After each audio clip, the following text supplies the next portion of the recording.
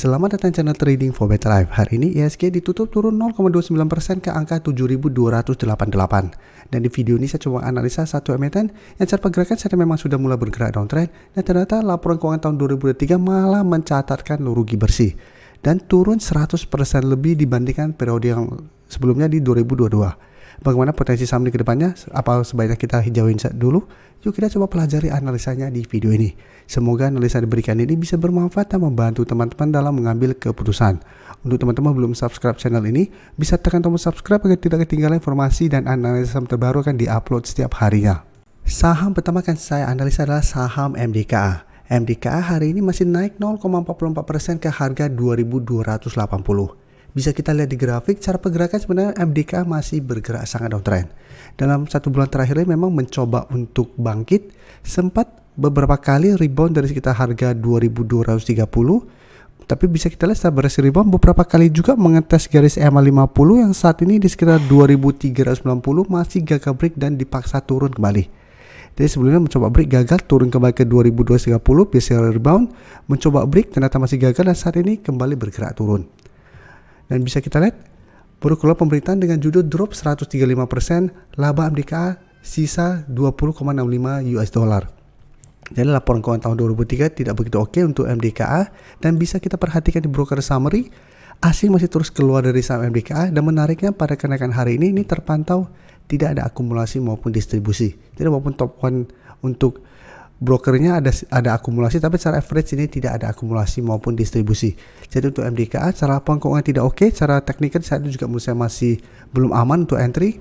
Jadi apabila teman-teman sudah punya, saat ini menurut saya harus hati-hati. Apabila terpantau mencoba untuk naik kembali di atas 2.300 minggu depan masih gagal, maka MDKA berpotensi untuk lanjut downtrend. Dengan target penurunan menurut saya masih ada potensi ke 2.200. Apalagi baru keluar laporan keuangan yang tidak sesuai harapan.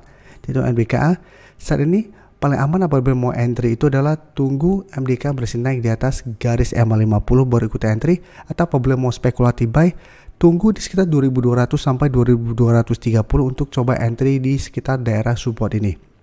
Karena beberapa kali memang harga ini masih bisa menahan penurunan dari saham MDKA dan bisa rebound kembali. Tapi apabila kita dapat di sekitar daerah sini, kita harus sangat disiplin, jangan sampai kita entry dan ternyata jebol, kita masih hold karena MDKA berpotensi untuk lanjut downtrend. Selanjutnya saya akan coba analisa ADMR yang bisa kita secara pergerakan juga saat ini sudah mulai melemah.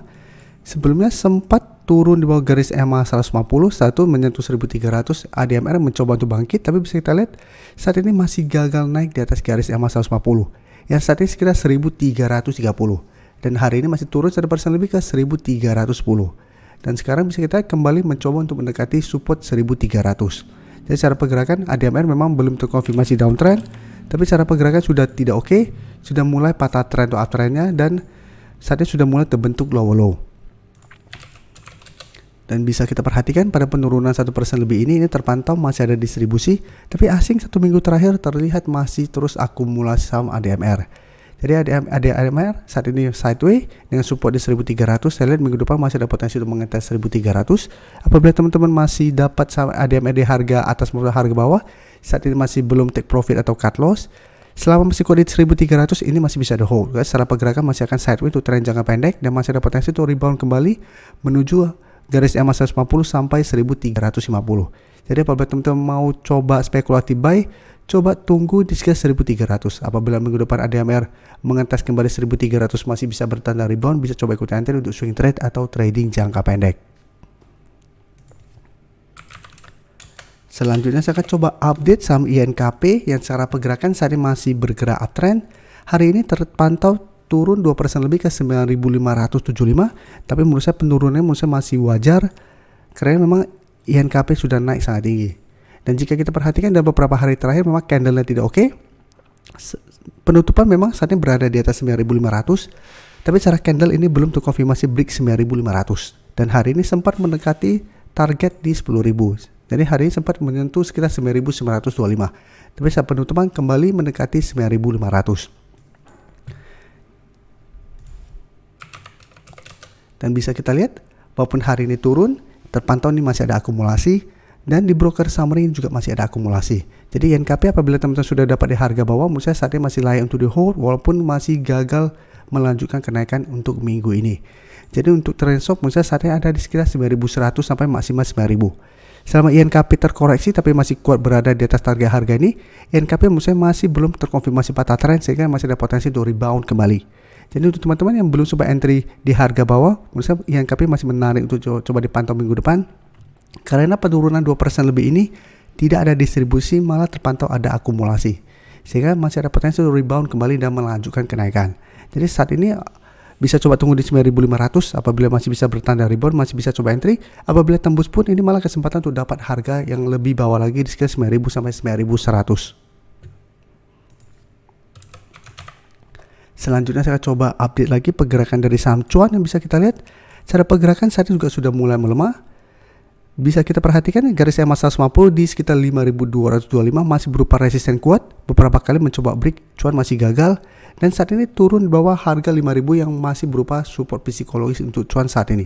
Dan bisa kita perhatikan di sini, ini 4.800 sama 5.000 merupakan zona support untuk cuan saat ini.